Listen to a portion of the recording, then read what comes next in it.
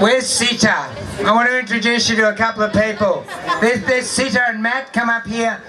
Sita and Matt, these people, this is the stupidity of prohibition of cannabis in Australia.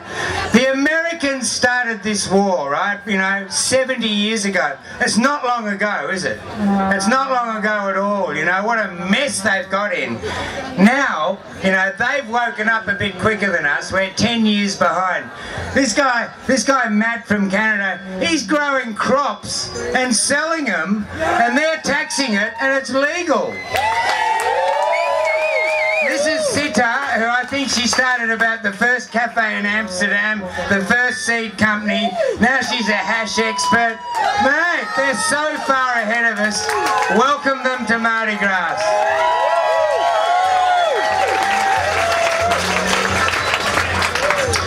Thank you. It was a wonderful surprise. My first time in Australia, and Nimbin just rocks. All the lovely people we've met here this weekend, the music, the ganja, the food, the vistas around here, it's just been beautiful, and I thank you all so much for welcoming us, and first and most of all to have the courage to come out here and stand in front of the police and do what you're doing. So keep up the good work. Everybody work together. Thank you. Matt's got not one license to grow weed, he's got 3! Am I right? Yeah, he's got sheds full of this stuff.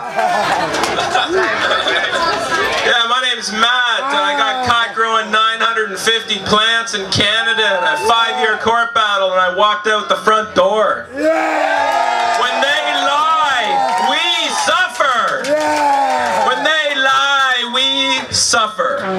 When you lie to us, we suffer. There's $300,000 we spent on that court case that could have been used to research and figure out how this plant works better for people. But no, what do we have to do? We had to fight it. 5 years in the court, and what did we say? The judge said in the 16-year history of sitting on that federal court bench, she had never seen a case more deserving of an absolute discharge. This is fantastic stuff. We're going to change it. When they lie, we suffer. Thanks, Matt. We're talking about people who have fought for years to change the laws, like you all have, and we will get there. You coppers, listen in. We will get there, and you'll be smoking weed with us soon. Hey! Cheers. Who else have we got? I've forgotten everyone who's coming. Keith Bolton, come on. Hey, we had a little victory. They're letting us grow low THC. Aren't they lovely in New South Wales? It's only taken 70 years. So finally they told Keith here and Clara that New South Wales farmers can apply for a licence to grow a low THC crop. So where are we getting the seeds from? Hey guys? Hey, thanks. Anyway, much more than that, Keith will tell you. He started it up. He's been behind, I think he's been to every MardiGrass pretty much. And at last he can come here and say we're allowed to do it. Thank you, Michael, and thank you to the Bundjalung elders. I'd like to acknowledge today that we're in their land today. I'm here to applaud the leadership that has led to the biggest advance in cannabis legislation in New South Wales in 70 years. As of this year, farmers can now legally grow industrial hemp. That's the biggest breakthrough in cannabis legislation in 70 years in New South Wales. You'll soon see New South Wales grown industrial hemp products in our supermarkets and in our hardware stores. That's happening. This would not be the case without the strong and persevering leadership of many individuals, and there are many out here, I know. There are a lot of true leaders out there, and that's what keeps us going to change the legislation.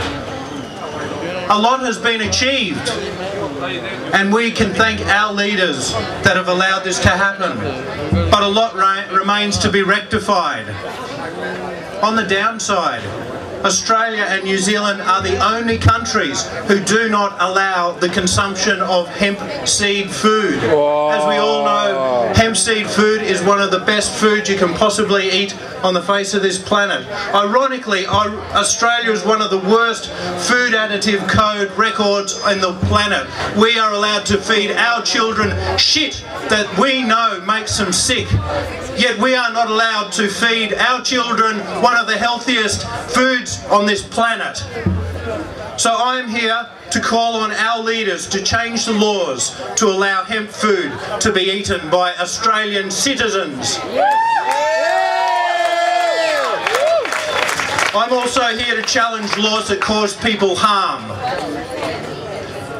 People should be allowed to do what they want, up until the point they cause harm to others or the environment. No exceptions.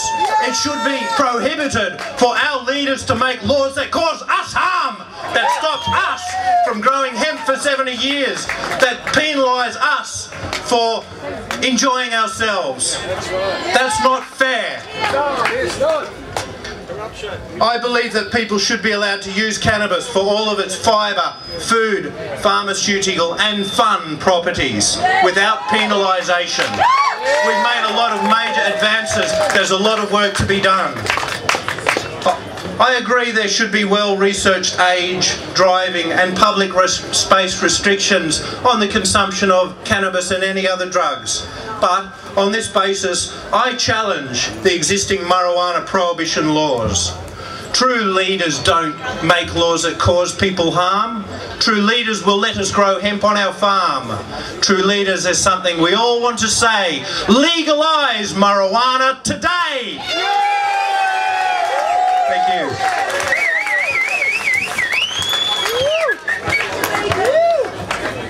And we're all true leaders. There is a true leader in everyone.